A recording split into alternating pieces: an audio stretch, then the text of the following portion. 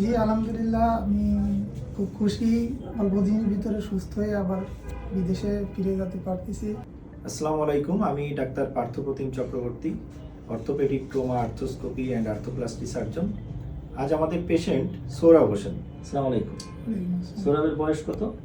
30+। 30+। তো প্রায় 30 বছর বয়স সৌরভের। সৌরভ থাকে মালয়েশিয়ায়। তার হাঁটুতে, ডান হাঁটুতে দীর্ঘদিন ধরে ব্যথা হয়। ব্যথা হতে হতে একটা সময় সে খেয়াল করে যে তার হাঁটুটা একটু ঘুরে যায় বা সরে যায়। এরপর একটা সময় সে আরও খেয়াল করতে থাকে যে তার হাঁটুটা ভাঁজ করলে হঠাৎ করে সোজা করতে কষ্ট হয়, অর্থাৎ হাঁটুটি লক হয়ে যায়, তাই তো? তো এই ধরনের ফিচার নিয়ে সে আসলে মালয়েশিয়ায় যেহেতু থাকে, ওখানে তো ট্রিটমেন্ট যথেষ্ট ব্যয়বহুল এবং ট্রিটমেন্ট বাংলাদেশিদের জন্য করানোও কঠিন। সে বাংলাদেশে চলে আসে। আসার পরে সে আমাদের কাছে আসে। আমরা তাকে ফিজিক্যাল এক্সামিনেশন করে আমাদের সন্দেহ হয় যে তার হাঁটুর লিগামেন্টটি ছেঁড়া, পাশাপাশি তার মেনিসকাস ছেঁড়া। এরপরে আমরা তার এমআরআই করাই।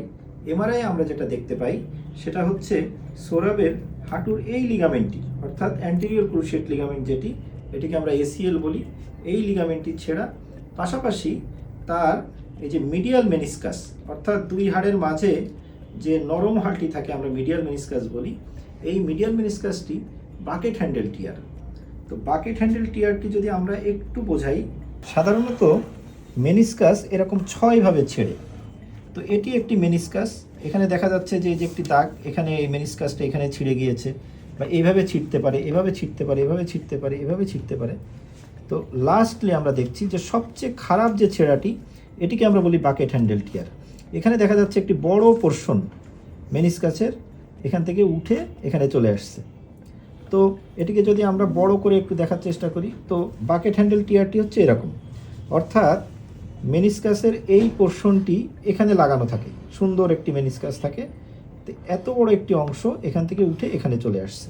আরও একটি উল্লেখযোগ্য বিষয় হচ্ছে, যখন সৌরভের আর্থ্রোস্কোপিক সার্জারি আমরা করি, তখন দেখতে পাই যে তার হাঁটুতে ক্রনিক সাইনোভাইটিস, অর্থাৎ এই বয়সে তার যতটুকু থাকার কথা না, তার থেকে অনেক বেশি পরিমাণে তার হাঁটুটি কিছু কিছু জায়গায় ক্ষয় হয়ে গিয়েছে, অস্টিওআর্থ্রাইটিক চেঞ্জ পাই, কারণ সে দীর্ঘদিন ধরে এই হাঁটুর লিগামেন্ট সমস্যায় ভুগছিল। এটি আসলে সে বিদেশে থাকার কারণে ডায়াগনোসিস হয় নাই, বা সেও অতটা প্রথম দিকে গুরুত্ব দেয় নাই, কিন্তু যখনই তার হাঁটুটি ঘুরে যেত এবং লক হয়ে যেত, তখন বেশি সমস্যা হলো এবং সে আমাদের কাছে আসলো। তো আমরা এখন সৌরভের অপারেশন করেছি, আর্থ্রোস্কোপিক সার্জারি করেছি, এসিএল রিকনস্ট্রাকশন করেছি এবং বাকেট হ্যান্ডেল টিয়ারটি আমরা পার্শিয়াল মেনিসেক্টমি এবং ব্যালান্সিং করেছি। এটা করেছি আজ আমাদের 1 মাস হলো, তাই তো সৌরভ? তো 1 মাসে আপনি কেমন আছেন? আলহামদুলিল্লাহ, খুব ভালো আছি। ভালো আছেন। তো ঠিক আছে, আমাদেরকে একটু হেঁটে দেখান তো। ঠিক আছে, হেঁটে চলে আসেন আমাদের এদিকে। এবার একটু ওদিকে ঘুরেন, একটু বসে দেখান।